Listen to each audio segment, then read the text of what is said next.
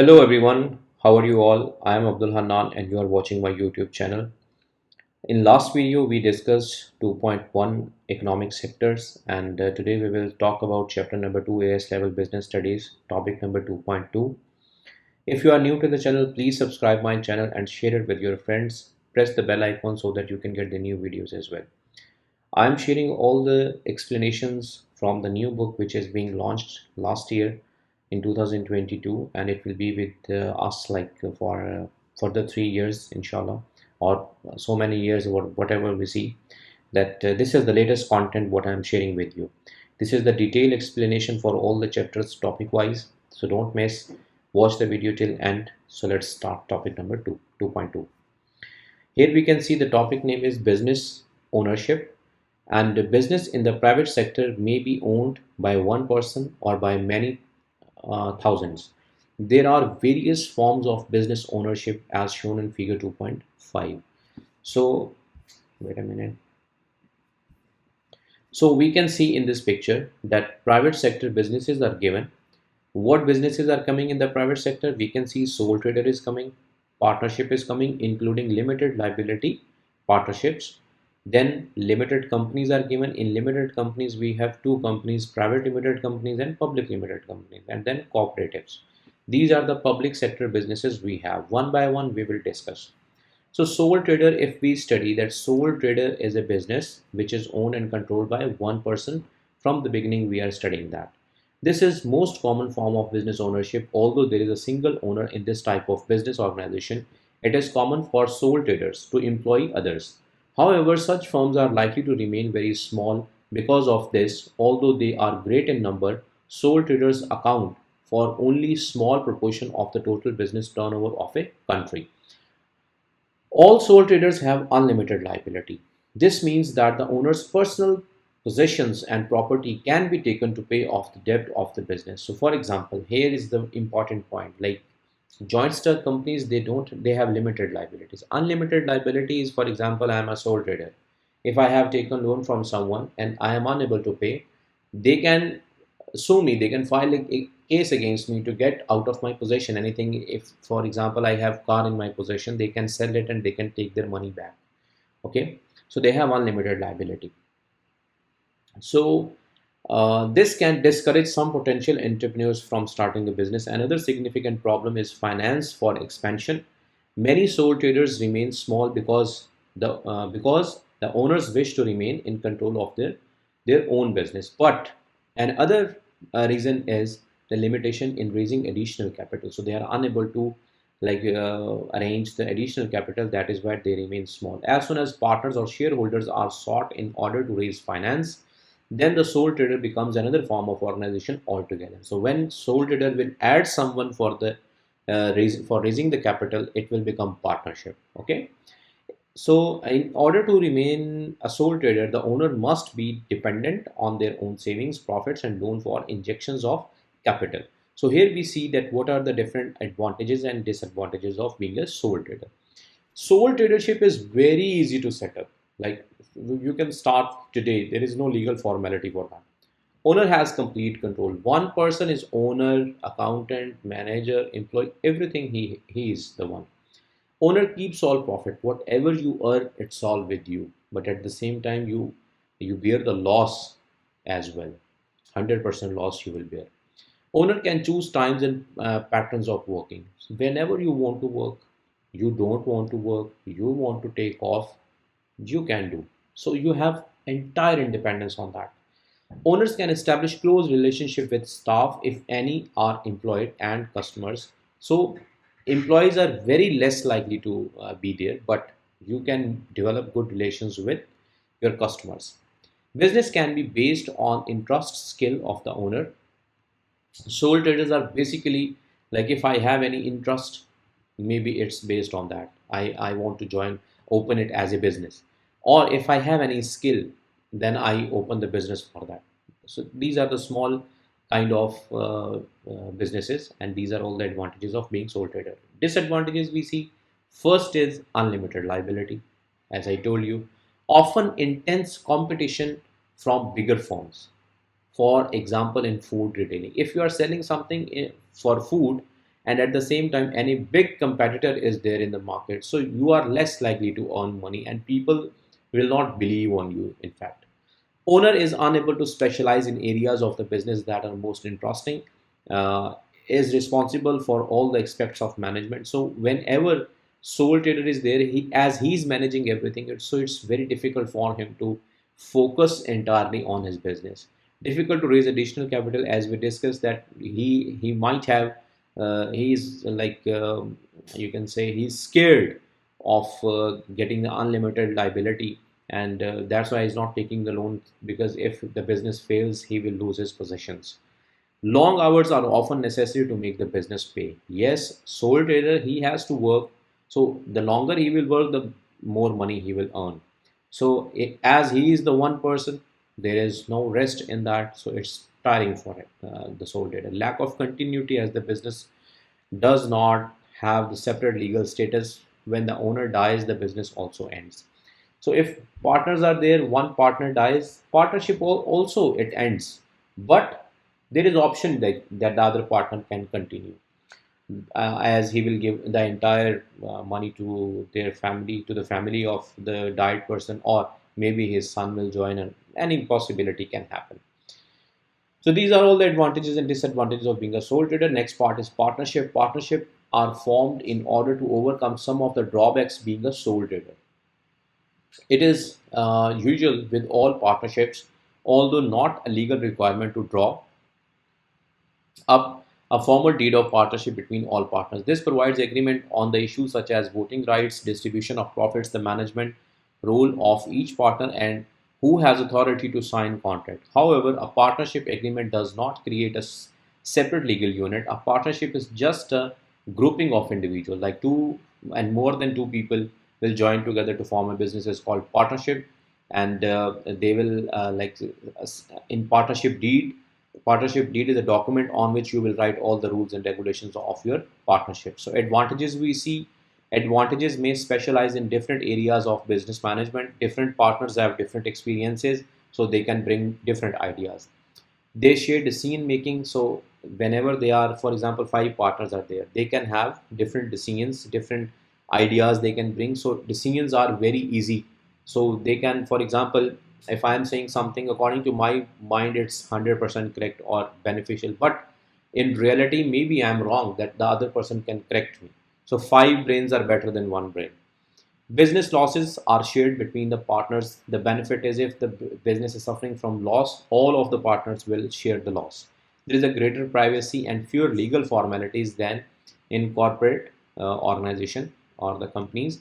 So the greater privacy is there. All of these partners will keep the secrecy of the business. Disadvantages are all partners again have unlimited liability. In partnership, the same problem is that liability is unlimited. Profits are shared. Of course, everyone wants to earn more and more, but the more partners are there, your profit will be distributed according to that. There is no continuity, and the partnership will have to be formed in the event of reformed in the event of the death of one of the partners. So continuity is not there. In case of any death of the partner, it will reformed. The partnership will be reformed, like mean again rearranged. They will do. All partners are bound by the decisions of any one of them. So whenever anyone is taking a good decision, all of them they should agree with that. So maybe one or two they disagree, but majority is authority. It is not possible to raise capital from selling shares. In partnership, you cannot sell the shares. A sole trader taking on partners will lose decision making independence. So whenever you become the partners with any other people, so you lose the power of making decisions, because now you have to follow others as well. So these are the advantages and disadvantages of being partners. Then we come to the limited companies. In limited companies, we studied that two kind of companies are there.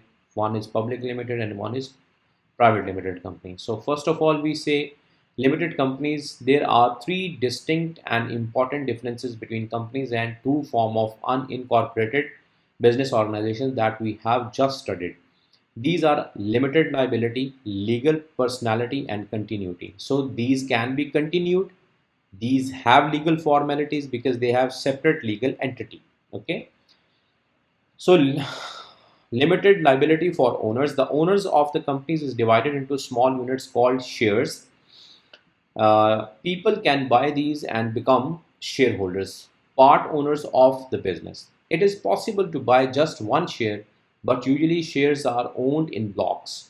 And it is possible for one person or organization to have complete control by owning more than 50% of the shares.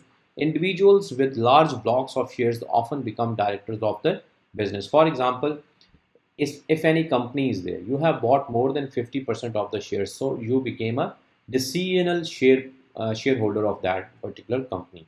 Okay, so you are now the decisional member.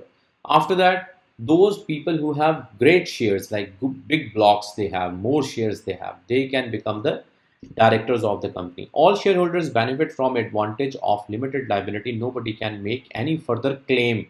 As we studied in partnership and sole tradership, they can claim and you have to sell your possessions, your properties to pay the debt. But in this case, you will not pay anything. So against the shareholders, again I will read it. All shareholders benefit from advantage of limited liability. Nobody can make any further claim against shareholders should the company fail. This has two important effects. People are prepared to provide finance to enable companies to expand. The risk of the company failing to pay its debt is transferred from investors to creditors such as suppliers and banks. Creditors, as a result, are very interested in analyzing the company's accounts for sign of potential future weakness. Legal personality. A company is recognized in law as having a legal identity separate from that of its owners. So owners are separate, company is separate. Okay. So they have legal entity, they have legal separate legal entity. So they are, for example, if any of the partner or any of the shareholder director is dying, nothing is happening on the, there is no effect on the company. Then a company can be sued and can itself sue through the courts. This does not take all legal responsibilities away from the managers and owners. For example, this is a very important example. For example, you can say directors can be legally responsible if they knowingly act irresponsibly. This includes continuing to trade when the company is illiquid, which means it does not have cash to pay bills. Okay, so they can file case against them. Continuity in a company. The death of an owner or director does not lead to its breakup or dissolution. Dissolution means come to end. All that happen is that ownership continues through inheritance of the shares and there is no break in ownership at all. Okay, this is the continuity related. Private limited companies, now we see the protection that comes from forming a company is substantial. Some small firms can gain this protection when the owners create a private limited company. Table 2.5 contains the summary of the advantages and disadvantages of this form of business ownership. So, private limited companies have advantages. First of all, shareholders have limited liability. Shareholders have the company has a separate legal identity. There is a continuity. The original owner is still often able to retain control when he is having 50% of the shares. The company is able to raise capital from sale of shares to family and friends and employees. The company has greater status than an incorporated business. Disadvantages include there are legal formalities involved in establishing the business as we start sole tradership or partnership. It is not like that. We need to follow memorandum of association, article of association, different legal formalities we have to do in order to establish this private limited company. It is quite difficult. Sorry, capital cannot be raised by the sale of shares to the general public. So in private limited company, you cannot sell share to the general public. In public corporation or public limited company, you can do. It is quite difficult for shareholder to sell shares. Like this transfer of the share is not possible in private limited company as well. End of the year accounts must be sent to the government office responsible for companies and are available for public inspection. So there is less secrecy of financial affairs than a sole trader or partnership. So in private limited companies, secrecy is very less. Okay. Then we talk about public corporations or public limited companies. These can be recognized by the use of PLC. PLC mean public limited companies or incorporations after the company name. It is the most common form of legal organization for very large businesses. for the good reason that they have access to uh, very substantial funds for expression. A public limited company has all the advantages of private company status, plus the right to advertise its shares for the sale to the general public and have them quoted on stock exchange. This means that public limited companies can raise very large sum of the issues of shares. So, as compared to private limited company, public company can raise a very large sum of capital in their organization by selling share to the general public, like to everyone they can sell. Existing shareholders may also quickly sell their shares if they wish to. So here transfer of shares, selling of share is very easy to do. This flexibility of shares buying and selling encourage the public to purchase the shares when they are sold by initial public offering IPO. The other main differences between private and public limited companies concern that separation of ownership and control. The original owner of a business that converts to private company structure are usually still able to retain a majority of the shares. They can continue to exercise management control. This is most unlikely with public limited companies because most shares will be issued to a large number of individuals and institutions as investors. So it's very clear the concept is still here. Okay. Then we can see what are the advantages and disadvantages of public limited companies. Public limited companies shareholders have limited liability. The company has a separate legal identity. There is continuity. It is easy for shareholders to buy and sell shares. Substantial capital sources can be accessed due to the availability of issue a prospectus to the public and offer shares for sale called flotation. Disadvantages are formation entails legal formality. It is not very easy to you can say form the public limited company. There can be high cost of paying for advice from business consultant when creating a PLC.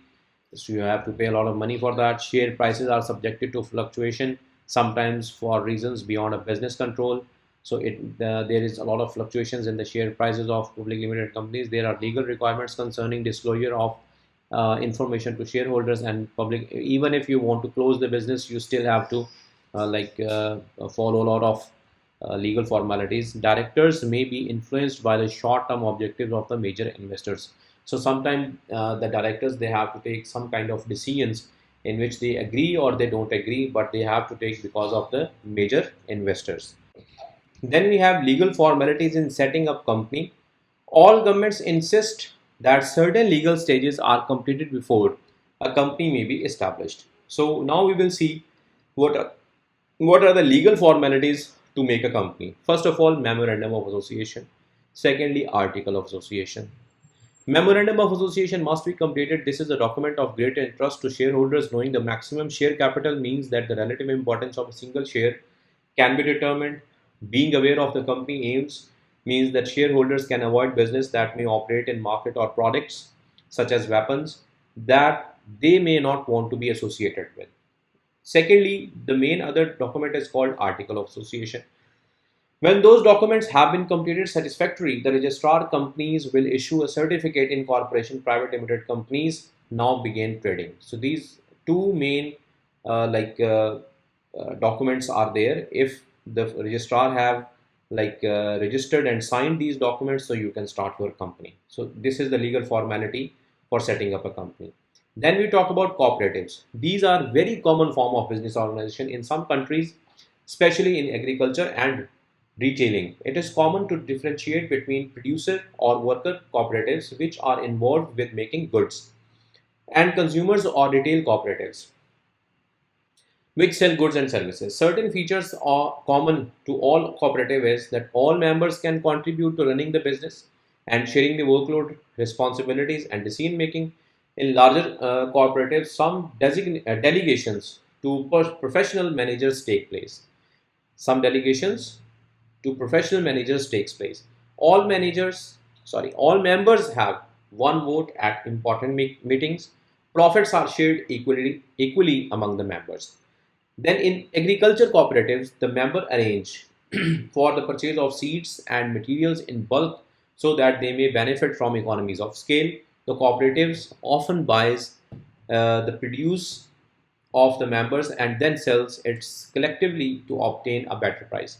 The advantage of such business units are buying in bulk, working together to solve problem and take decisions, good motivation for all members to work hard as they will benefit from shared profits, and the possible drawbacks include poor management skills unless professional managers are employed, capital shortages because the sale of shares to non-members is not allowed, and slow decision making if all members are to be consulted on important issues. So whenever we are discussing from one to another, it takes a lot of time. So this is how you can say that your cooperative societies are working. Then franchises. Franchises is basically it's a franchise is not strictly a form of legal structure for a business, but it is a legal contract between a franchisor and franchisee. So, for example, we will take the example of McDonald's. It's very clear that McDonald's is a brand name. Okay, when we buy a name for any organization, it is called franchise. For example, today I buy like franchise of McDonald's. I have to pay certain sum of money to get the license. Then I have to follow some rules and regulations of the company, and then I will start running the business. The first important uh, benefit is that from day one I will start earning the profit. Second is that there is no risk. It's a famous brand. But the possible drawback is I have to pay a lot of money in the beginning. Then I have to give a portion of my profit to the McDonald's. So this is how franchise works. Then we talk about next part is joint venture. Joint venture is when two businesses join together to form a new businesses. For example, business A, business B join together to form a business C. Here we can see a joint venture is when two or more businesses work closely together on a project. This is not the same as a merger, but can lead to a merger if business interests coincide and if the joint venture is successful. The reason of the joint venture are the cost and the risk of new business venture are shared, which is a major consideration when the cost of developing new products is rising rapidly. Different companies might have different strength and experience and therefore fit well together, and they might have major markets in different countries and they could exploit these with the new product more effectively than if they both decide to go it alone. Such agreements are not without their risk. Style of management and culture might be so different that two teams do not blend well together. So if you belong from different industry, for example, one is from dairy, one is from electronic company. So your merger, maybe your joint venture will not work a lot because your mindset is not same. If HP and Dell is working together, maybe it will work better on something. Errors and mistakes might lead to one company blaming on others, so conflicts will be there. The business failure of one of the partners would put the whole project at risk. So any failure from any part or any manager can take the business to a big risk. Social enterprise. Social enterprise are business that aim to make profit in socially responsible ways. Much of the profit is used to benefit society. However, social enterprise do not operate business as charities. They can and often do keep some of any profit they have made. Social enterprise do have objectives that are often different from those of an entrepreneur who is only profit motivated. However, they compete with other businesses in same market or industry. They use business principles to achieve social objectives. Most social enterprises have these common features. They directly produce goods and services and provide services. They have social aims and use ethical ways of achieving them. They need to make profit they need to make a profit to survive as they cannot rely on donations as charities do. So this is all about social enterprise. Changing the form of business ownership. Most businesses do not change their form of business ownership over time, but many do.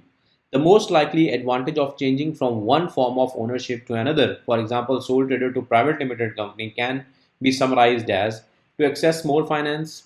They want to change the business to access more finance, to gain legal and identity, as in sole tradership and partnership, legal identity is not there. Protecting owners' capital through limited liability. So they want to get rid of that unlimited liability part. That is why they want to change their form of business organization. Okay, most likely. Disadvantage of changing the form of business organization from sole trader to private limited company is legal cost and formalities. In the beginning, you have to pay a lot of money, some losses of control and ownership by the original owner. So if you are moving to the company and you are not buying that much of the shares, so you don't have the control over that. Profits are shared. In sole tradership, you enjoy all profit, and in other form of organization like private limited company, you will not enjoy all the profits, you have to share it. So I think this is all about this 2.2, and the chapter here is over. And if you have any question, you can ask me. And I think all of the things are well explained. Business ownership is the second topic of this chapter, and in the next class we will talk about chapter number 3. Till that time, you have to go through all of these two chapters, prepare these well. If you are new to the channel, please subscribe my channel and press the bell icon and share it with your friends. Stay blessed. Allah Hafiz.